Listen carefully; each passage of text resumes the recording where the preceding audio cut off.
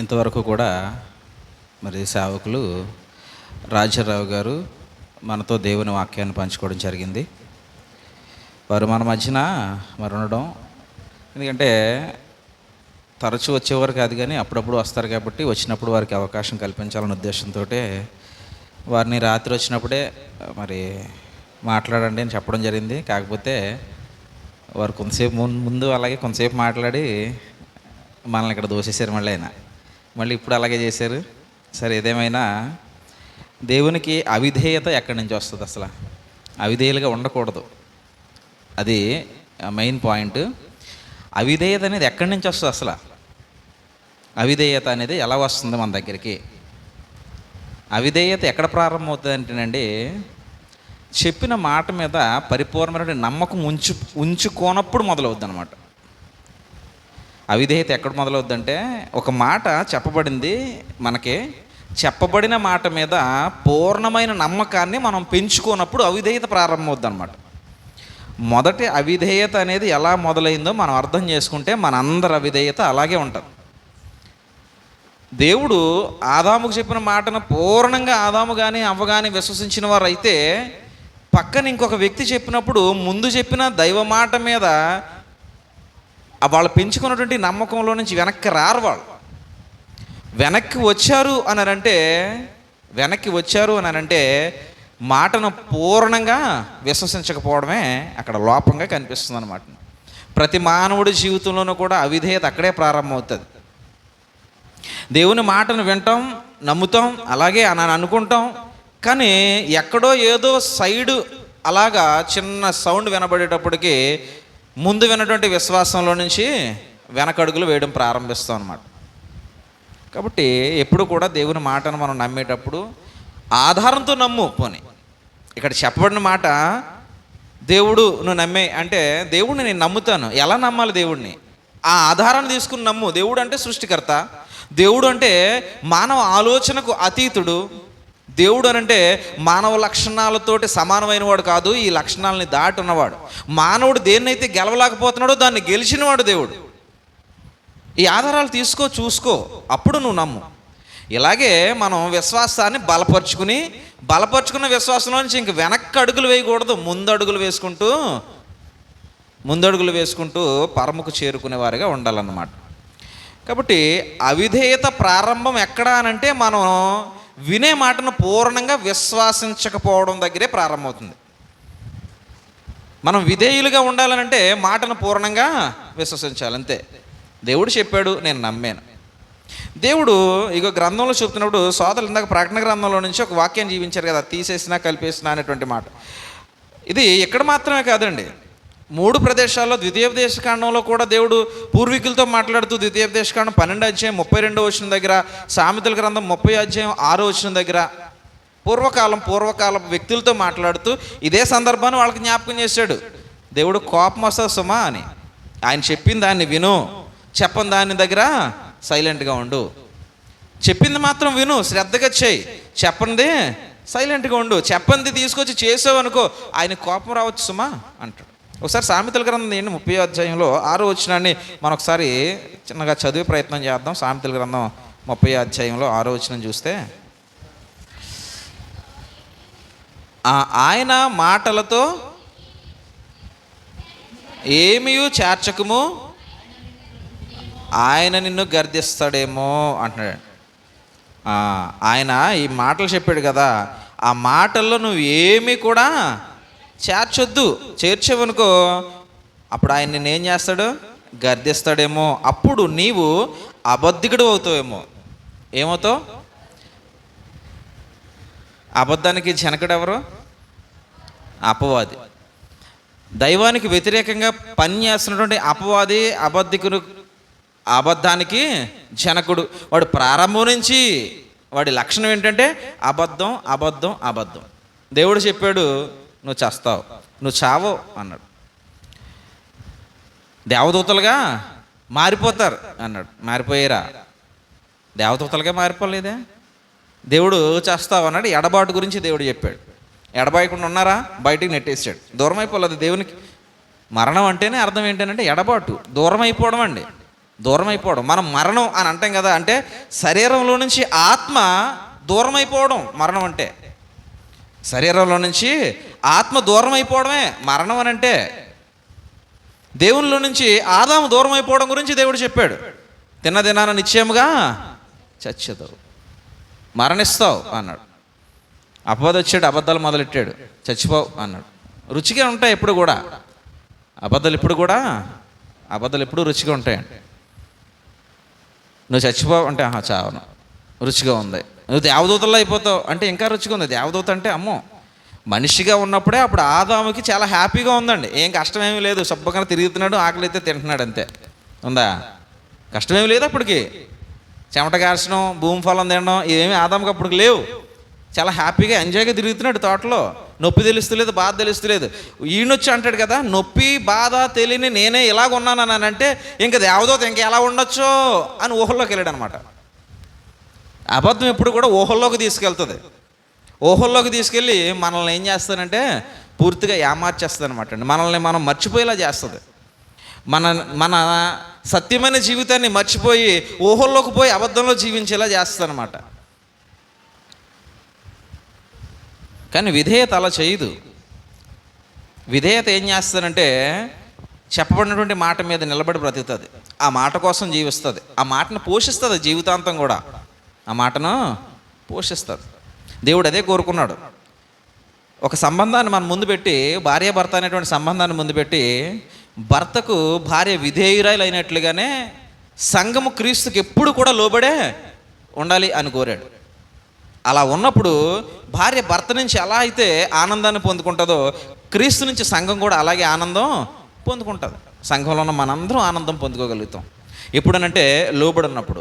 అది దైవం ప్రారంభంలోనే ఆదికాండపు ఆరంభపు దినాల్లో మనం ఆలోచన చేసినప్పుడు ఆదాముకి ఏర్పాటు కూడా ఇదే సేమ్.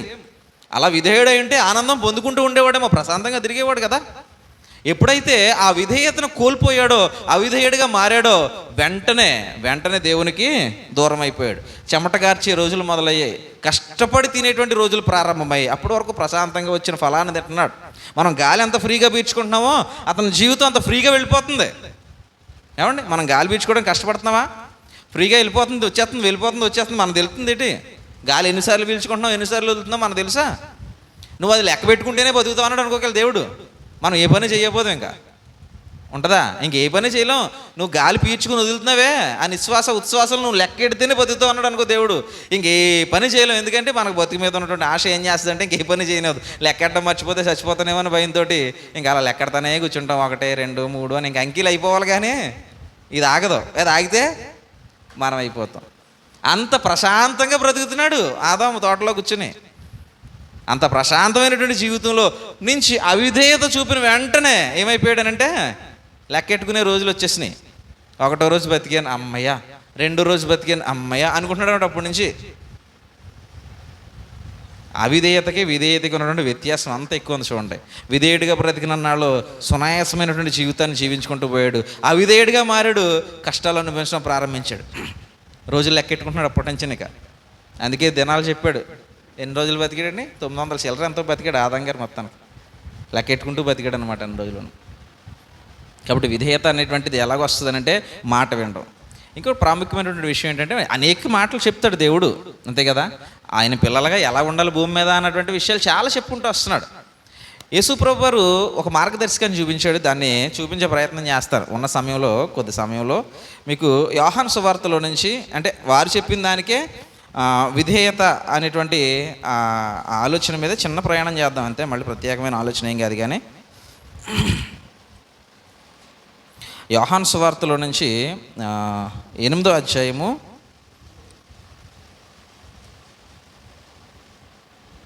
29వ వచనం అండి. యోహాను సువార్త 8వ అధ్యాయము 29వ వచనం దగ్గర చదువుతున్నా. నన్ను పంపినవాడు నాకు తోడై ఉన్నాడు, ఆయనకిష్టమైన కార్యము నేను ఎల్లప్పుడూ చేయుదును గనుక ఆయన నన్ను ఒంటరిగా విడిచిపెట్టలేదని చెప్పాను. చాలా బలమైన మాట ఇది. యేసుప్రభు వారు మాట్లాడుతున్నారు. ఏమనంటే నన్ను దేవుడు ఒంటరిగా వదిలేయలేదు అన్నాడు. ఎందుకు వదిలేదు? నన్ను దేవుడు వదిలేశాడు, నన్ను దేవుడు వదిలేశాడు మనం అంటుంటాం. వదిలేసాడేమో, ఈ కష్టాలు వచ్చేసి వదిలేసాడేమో, తలనొప్పి వచ్చేస్తుంది వదిలేసాడేమో, సీముడు వచ్చేస్తుంది అంటుంటాం. ఆయన వదలకుండా ఉండడానికి ఏం చేస్తే మంచిదో ఇక్కడ యేసు ప్రభువు వారు చెప్తున్నారు. ఆయనట ఏం చేశాడట? ఆయనకిష్టమైన కార్యము నేను ఎల్లప్పుడూ చేయుదును గనుక. విన్నరా ఈ మాట? ఆయనకిష్టమైన కార్యము నేను ఎల్లప్పుడూ, అప్పుడప్పుడును కాదు, ఆదివారం కాదు, శుక్రవారం కాదు, ఎల్లప్పుడూ. అంటే అది నైట్ అవుతుంది, డే అవుతుంది, తెల్లవారుజాము అవ్వచ్చు, అప్పుడప్పుడే పడుతున్న చీకటి అవ్వచ్చు, ఏదైనా కావచ్చు, 24 గంటల రోజులో ఏ సమయమైనా అనమాట. అది ఎల్లప్పుడూ ఆయనకిష్టమైన కార్యము నేను ఎల్లప్పుడూ చేయుదును గనుక. చేయకపోతే చేయలేదు గనక. ఇక్కడ చేశాను గనక ఆయన నన్ను ఒంటరిగా విడిచిపెట్టలేదు అన్నాడు అనమాట. ఆయనకిష్టమైన కార్యము చేయలేదు కనుక నన్ను వదిలేశాడు. అంతే. దానికి వ్యతిరేక అర్థం ఏంటి? ఈయన అంటున్నాడు, ఆయనకి ఇష్టమైన కార్యములు నేను ఎల్లప్పుడూ చేస్తున్నాను కాబట్టి నన్ను ఆయన విడిచిపెట్టలేదు అన్నాడు. ఆయనకి ఇష్టం కాని కార్యాలు నేను చేశాను అనుకో, ఆయన నన్ను ఎప్పుడో వదిలేస్తాడు. కాబట్టి దేవుని దగ్గరికి వచ్చినప్పుడు దేవుడు వదిలేయాలని ఎవరో కోరుకుంటామా? దేవుని దగ్గరికి వచ్చి దేవుడు నన్ను వదిలేయాలని ఎవరు కోరుకుంటారండి? దేవుడు నన్ను వదిలేయాలి, దేవుడు నాకు కష్టాలు పెట్టాలి అని కోరుకుంటామా? దేవుడి దగ్గరికి వచ్చేదే ఒక రకంగా కొంచెం ఆశ, దేవుడు నన్ను కొంచెం ప్రశాంతంగా చూడాలి అనే ఆశాజీవులం కదండి. ఆయన ప్రశాంతంగానే చూస్తాడు. ఎప్పుడనంటే విధేయత. ఎప్పుడనంటే ఆయన చెప్పిన మాటను మనం ఎల్లప్పుడూ నిర్వర్తించేవారుగా ఉన్నప్పుడు, దానికి సమయాన్ని కేటాయించేవారుగా ఉన్నప్పుడు కాదట. అంటే మరి ఆరాధన మనకి ప్రతిరోజు ప్రతి గంట జరుగుతూ ఉండదు కదండి అనుకోవచ్చు. జరుగుతుందండి మనం చేసుకుంటే. ఎలాగా? మన హృదయంలో దేవుణ్ణి ఆరాధన చేసుకుంటుండే, సమాజంగా కూడడానికి ఒక సమయాన్ని ఏర్పాటు చేసుకున్నాం. కాకపోతే దేవుణ్ణి ఆరాధించుకుంటున్నటువంటి ప్రతి నిమిషము మనకుంది లేదా? ప్రతి నిమిషం ఉంది దేవుని ఆరాధన సమర్పించడం అంటే ఎలా? విధేయతే ఆరాధన. దేవునికి విధేయతే ఆరాధన. దేవునికి సాష్టాంగపడమే ఆరాధన. మన జీవితాల్లో అనుక్షణం చేయొచ్చు నిత్య ఆరాధన. మనం నిత్య ఆరాధికులం. ఆదివారం ఆరాధికులం కాదు, శుక్రవారం ఆరాధికులం కాదు. నిత్య ఆరాధికుడే దేవునికి ఇష్టమైనటువంటి కుమారుడు మరియు కుమార్తె అవుతారు. నిత్య ఆరాధికులుగా ఉండాలన్నమాట. నిత్య ఆరాధికులుగా ఉండాలి. పండు ఈ మధ్యలో చైర్ తీసి అక్కడ వెనకాలేసామా? మనం విశ్వాసులుగా ఉన్నటువంటి మనం రెండూ తీసే. ఇక్కడ ఈ మా అమ్మ దగ్గర ఉన్నది అది కూడా తీసే. మనం విశ్వాసులుగా ఉన్నాం. విశ్వాసులుగా ఉన్నటువంటి మనం నిత్య ఆరాధికులుగా ఉండాలి. ఎలా? నిత్య ఆరాధికులు. ఏదో ఉద్యోగం చేసేటప్పుడు ఏంటంటారు, ఇంకొక ఉద్యోగాన్ని చేస్తుంటారు కదా, ఇది చేస్తాం ఇంకొక ఉద్యోగం చేస్తుంటారు కదా, part time. Yes, part time ఆరాధికులుగా ఉండకూడదు. అంటే మెయిన్ ఏమో నా జీవితం, ఖాళీ ఉన్నప్పుడేమో దేవుడు అన్నట్టు ఉండకూడదు. ఇది పార్ట్ టైం అవుద్ది అనమాట. పార్ట్ టైం ఉద్యోగాలు ఎలాగుంటాయనంటే మనం ఏదో పని చేస్తుంటాం, ఖాళీ టైంలో చేస్తుంటారు అనమాట. పార్ట్ టైం జాబ్స్ అనేటువంటి ఖాళీ టైంలో గంట 2 గంటలు ఆ ఖాళీ దొరుకుతుంది, ఆ టైంలో చేస్తారు పార్ట్ టైం జాబ్. దేవుడిని ఆరాధన అనేటువంటిది మన హృదయ ఆరాధన గురించి చెప్తున్నాను నేను. నీ పర్సనల్ ఎక్స్పీరియన్స్ ఎలాగుందో దేవుని దగ్గర ఒకసారి ఆలోచించుకో. నువ్వు పర్సనల్గా దేవునితోటి ఎలాగ కనెక్ట్ అయి ఉన్నావు? అనుక్షణం దేవుణ్ణి ఆరాధించే ఆరాధికుడిగా ఉండాలి. ఎలా? ఒకసారి ఇక్కడికి మళ్ళీ వద్దాం. హెబ్రీ పత్రికలో ఒక మాట చెప్తాడు ఆరాధకుని గురించి మాట్లాడుతూ. హెబ్రీ గ్రంథకర్త చూడండి, 9వ అధ్యాయంలో, హెబ్రీలు రాసినటువంటి పత్రిక 9వ అధ్యాయం మనం తీసుకెళ్తే ఇక్కడ 9వ వచనం, 9వ అధ్యాయము 9వ వచనంలో మాట్లాడుతూ నేను మధ్యలో చదువుతున్నానండి, అంత అవసరం లేదు మనకు. అక్కడ ఆరాధికుని గురించే కదా మనం మాట్లాడుకుంటున్నాం, ఆ మాట మాత్రం చదువుతున్నాను. ఆరాధికునికి సంపూర్ణ సిద్ధి కలగజేయలేని అన్నాడు. ఏంటండి? ఏదో ఒక ప్రోగ్రాం గురించి చెప్తున్నాడు, పూర్వకాల ప్రోగ్రాం గురించి. ఆరాధికుడినట అది సంపూర్ణుడిగా మార్చట్లేదట. అంటే దేవుడు ఇంకా అక్కడ ఏదో కోరుకుంటున్నాడు. చూడండి, ఒక లోపం కనపడుతుంది. ఏంటి ఆ లోపం అంటే, ఆరాధికుడు సంపూర్ణుడిగా ఉండి ఆరాధన చేయాలని. అంతేనా? ఆరాధికుడు లోపాలతో ఆరాధన చేయాలని దేవుడు కోరుకుంటున్నాడు? ఆరాధికుడు సంపూర్ణంగా ఉండి ఆరాధన చేయాలి. ఏంటి సంపూర్ణత అని అంటే 2 కోణాలు ఉన్నాయి. మీకు అనేక పర్యాయాలు చెప్తుంటాను. ఏంటి? ఒక కోణం ఆధ్యాత్మికత, అంటే ఆత్మ సంబంధమైనటువంటి జీవన విధానం. 2వ కోణం నైతికమైనది, విలువలు. 2వ కోణం నైతికమైన విలువలు, అంటే నిన్ను వలే నీ పొరుగు వారిని ప్రేమించు. ఇందులో అన్నీ వస్తాయి. నైతిక విలువ అంతా ఇందులో ఇమిడిపోయి ఉంటుంది. నీ పూర్ణ హృదయంతో, నీ పూర్ణ ఆత్మతోటి, నీ పూర్ణ వివేకంతో నీ తండ్రి అయినటువంటి దేవుణ్ణి ప్రేమించు. ఇది ఆధ్యాత్మికమైనటువంటి ఆజ్ఞ. దేవునితోటి నువ్వు ఉండేటువంటి ఆ సత్సంబంధం ఉందే, ఆ రిలేషన్షిప్ ఉందే, దాన్ని నువ్వు మెయింటైన్ చేసే విధానం అంతా ఈ ఆజ్ఞలో ఉంది. లోకంతో నువ్వు జీవించేటువంటి జీవితం అంతా ఈ 2 ఆజ్ఞలో ఉంది. ఈ 2 ఆజ్ఞలు పూర్ణంగా కలిగిన వాడే దేవుణ్ణి సంపూర్ణంగా ఆరాధించే ఆరాధికుడు. దేవుడు అదే కోరుకుంటున్నాడు అనమాట. అంటే పూర్వకాలపు ఆలోచనల్లో ఒక ఆరాధికుడు సంపూర్ణుడు కాలేకపోయాడు. తత్కారణాన్ని బట్టి దేవుడు ఇంకా తన సంతోషాన్ని పూర్తి చేసుకోలేకపోతున్నాడు. ఆరాధికుల్లో ఇంకా ఎక్కడో లోపం ఉంది. ఆరాధికుల్లో ఇంకా సంపూర్ణత పొందవలసినటువంటి భాగం మిగిలిపోయి ఉంది. అది పూర్తి కావాలి, అది పూర్తి కావాలని ఎదురు చూశాడు. ఆ రోజు వచ్చింది. అదే యేసుప్రభు శిలువ మీద మరణించినటువంటి మహాదినం. అవునా? లోకానికి విజయం ఇచ్చినటువంటి దినం, మరణాన్ని జయించినటువంటి ఒక దినం. మానవుడు ఎవడు గెలవలేని ఆ మరణాన్ని గెలిచి మరణం పైన విజయుడిగా నిలిచినటువంటి దినం. ఆ దినం వచ్చింది. అప్పుడు దేవుడు చూస్తున్నాడు. ఇప్పుడు ఈ ప్రభువును బట్టి ఆరాధికుడు ఏమవబోతున్నాడు? సంపూర్ణుడు అవ్వబోతున్నాడు. ఇన్నాళ్ళు నేను ఎదురు చూసినటువంటి సంపూర్ణత ఇదిగో ఈయన ద్వారా ఇప్పుడు లోకం పొందబోతుంది. ఈయన ద్వారా ఇప్పుడు ఆరాధించేవాడు సంపూర్ణుడు అని ఎదురు చూస్తున్నాడు అనమాట. అంటే దేవుణ్ణి ఆరాధించేవాడు సంపూర్ణుడై ఆరాధించాలి. ఇంకా మనం ఏదో లోపాలు పెట్టుకుని ఆరాధించాం అనుకోండి, మన ఆరాధన పూర్తిగా దేవుని దగ్గరికి చేరదు. అదే బాధ ఇక్కడ. హెబ్రీలతో మాట్లాడుతున్నప్పుడు గ్రంథకర్త అదే వివరిస్తున్నాడు. పూర్వకాలం ఆరాధించారు దేవుణ్ణి, కానీ సంపూర్ణుడు కాలేకపోయారు. సంపూర్ణత లేని ఆరాధన దేవునికి ఇచ్చారు. కానీ ఈ కాలంలో శ్రేష్ఠుడైన క్రీస్తు దగ్గరికి వచ్చిన మనం సంపూర్ణులం అయ్యాం.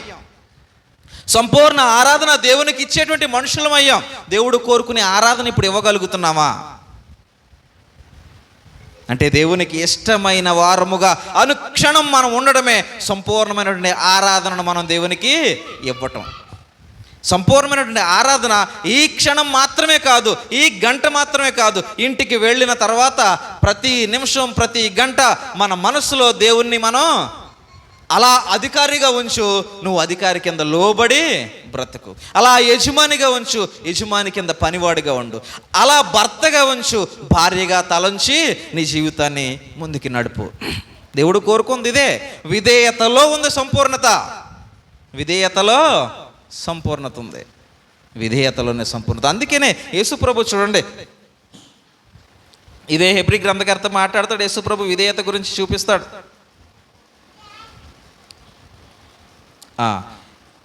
5వ అధ్యాయము హెబ్రీ పత్రిక 5వ అధ్యాయంలో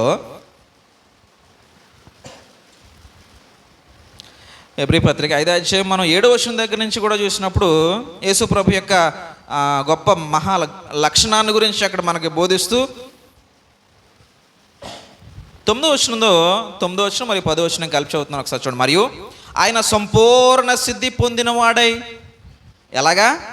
సంపూర్ణ సిద్ధి పొందినవాడై మెల్కీషెదకు యొక్క క్రమము చెప్పున ప్రధాన యాజకుడని దేవుని చేత పిలువబడి తనకు విధేయులైన వారందరికీ నిత్యరక్షణకు కారకుడై. విధేయత. ఈయన ముందు విధేయుడయ్యాడు. అక్కడ మనం 7వ వచనం దగ్గర నుంచి చూస్తే ఆయన విధేయుడయ్యాడు. ఎవరో?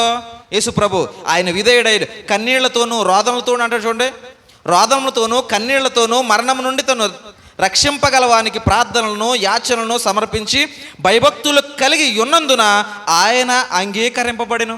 ఎవరో? యేసు ప్రభు విధేయత చూపాడు. అక్కడ ఏం చూపాడు? విధేయత చూపాడు. ఇలా విధేయత చూపడాన్ని బట్టి ఆయన సంపూర్ణుడయ్యాడు.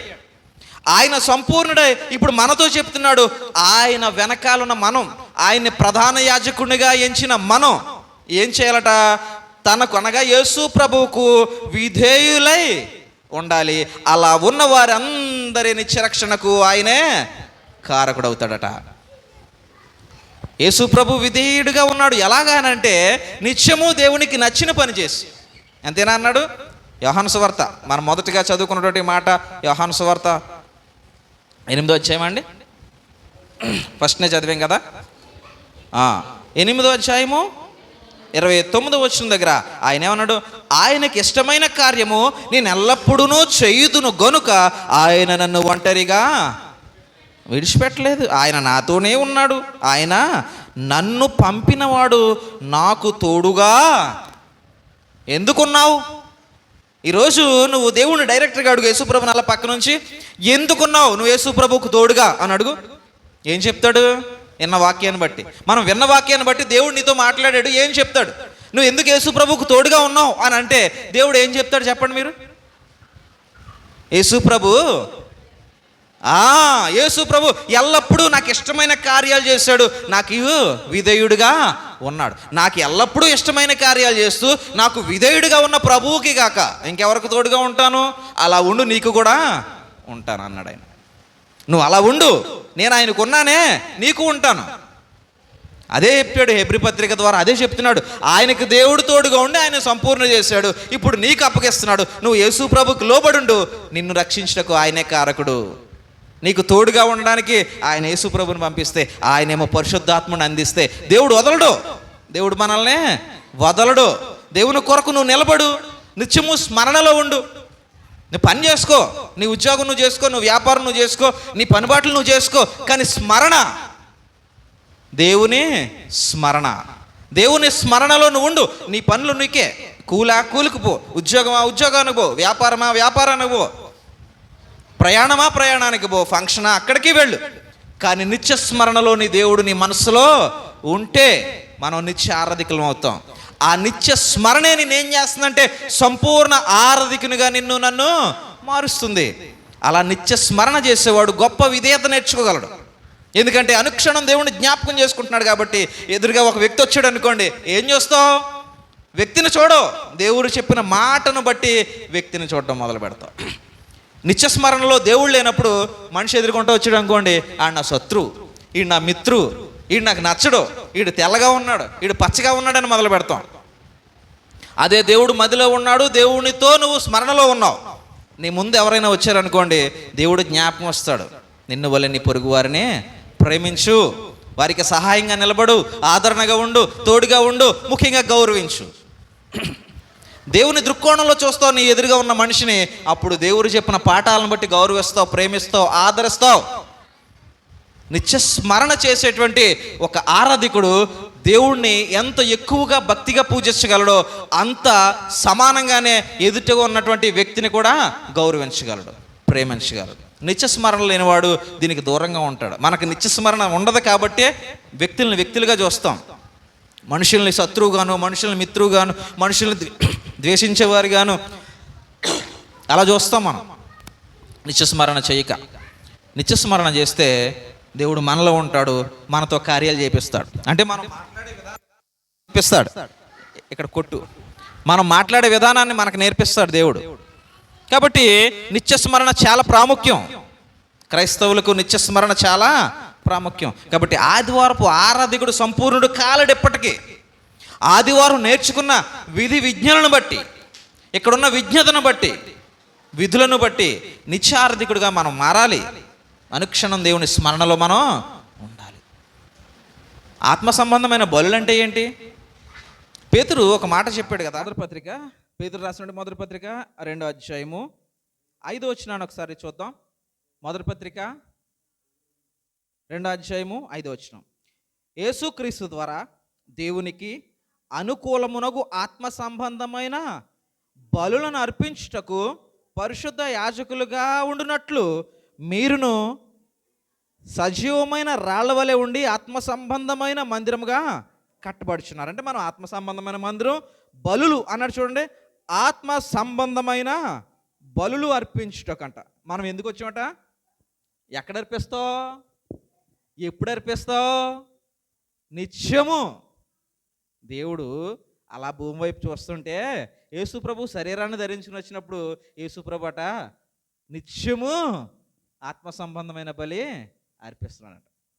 ఎప్పుడో ఆయన మరణం వచ్చినప్పుడు శరీర సంబంధమైన బలి అర్పించాడు. ఆ శరీర సంబంధమైన బలి వచ్చేంత వరకు కూడా ఆయన అనుక్షణం ఆత్మ సంబంధమైన బలి అర్పిస్తూనే ఉన్నాడు దేవుడు చూస్తుంటే.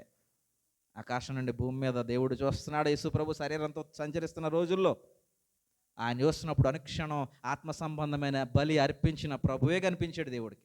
అందుకే ఆయన నన్ను ఒంటరిగా వదలలేదు, ఎప్పుడు ఆయన నాకు తోడుగానే. అంటే దేవునికి ఇష్టమైన వారముగా మనం ఉన్నప్పుడు దేవుడు మనతో ఎప్పుడూ ఉంటాడు. ఇష్టమైన వారంగా ఉండడం అంటే చెప్పాను కదా, నిత్యము నిత్య స్మరణ, దేవుని స్మరణ. మన పనులు మనవే, కానీ దేవునికి స్తోత్రం చెల్లించే వారంగా ఉండాలి. అలాగే ఇంకొకటి, పొరుగు వారితో మన యొక్క పరిచయ బంధాలు, అది ప్రేమ బంధంగా ఉండాలి. అంటే ఈ నిన్ను వలె నీ పొరుగు వారినే ప్రేమించన్నాడు. అంటే వారి రక్షణ కొరకు తప్పించే వారంగా ఉండాలి. వారి యొక్క మార్పు కొరకు ఎదురు చూసే వారంగా ఉండాలి. వారి కొరకు ప్రార్థించే వారంగా ఉండాలి. ఆపదలు ఉంటే సాయం చేసే వారంగా ఉండాలి. ఈ సహాయం అనేటువంటి దాని కొరకు దేవుడు చాలా ఇష్టపడతాడు. అది వచ్చే వారం మీ ముందుంచే ప్రయత్నం చేస్తాను. ఇంతవరకు లోబడి ఉండడం అనేటువంటిది చాలా ప్రాముఖ్యం, సోదరులు చెప్పినటువంటి మాటను బట్టి. అవిధేయత అనేటువంటిది నీకు ఇబ్బందిని తీసుకొచ్చింది. విధేయత అనేటువంటిది ఊపిరి పీల్చుకోవడం ఎంత సునాయాసమైన జీవితమో, అంటే పీల్చుకుంటున్నా వదిలేస్తున్నా మనకు తెలియకుండా జరుగుతుంది. అలా వెళ్ళిపోతుంది నీ లైఫ్ విధేయుడిగా ఉన్నప్పుడు. ఆదాము అలాగే వెళ్ళిపోయాడు. ఏదైనా తోటలో ఉన్నప్పుడు విధేయుడిగా ఉన్నాడు, ప్రశాంతమైన జీవితాన్ని జీవించేశాడు. అవిధేయుడయ్యాడు, చెమట కార్చవలసినటువంటి రోజులు మొదలయ్యాయి. 1వ రోజు గడిచిందిరా బాబు, 2వ రోజు గడిచిందిరా బాబు అని లెక్కెట్టుకునే రోజులు వచ్చేసాయి ఆదాము. అంతకుముందు ఎన్ని రోజులు బ్రతికాడో ప్రశాంతమైన జీవితం విధేయుడిగా ఉన్నప్పుడు. ఇది కూడా దేవుడు అదే చెప్తున్నాడు, విధేయులుగా ఉండండి. యేసుప్రభు విధేయుడిగా ఉన్నాడు కాబట్టి దేవుడు ఎప్పుడు తోడుగా ఉన్నాడట. మనం విధేయులుగా ఉంటే మనకి కూడా ఎప్పుడూ అవిధేయత ప్రమాదం, విధేయత ఆశీర్వాదం. కాబట్టి విధేయులుగా ఉండి దేవుని ఆశీర్వాదం పొందుతాం. పేతురు అదే అన్నాడు, మనం ఆశీర్వాదానికి వారసులు ఒకటిగా పిలువబడ్డాం. కాబట్టి ఆశీర్వాదాన్ని పొందుకుందాం. విన్న మీ అందరికీ నా వందనాలండి.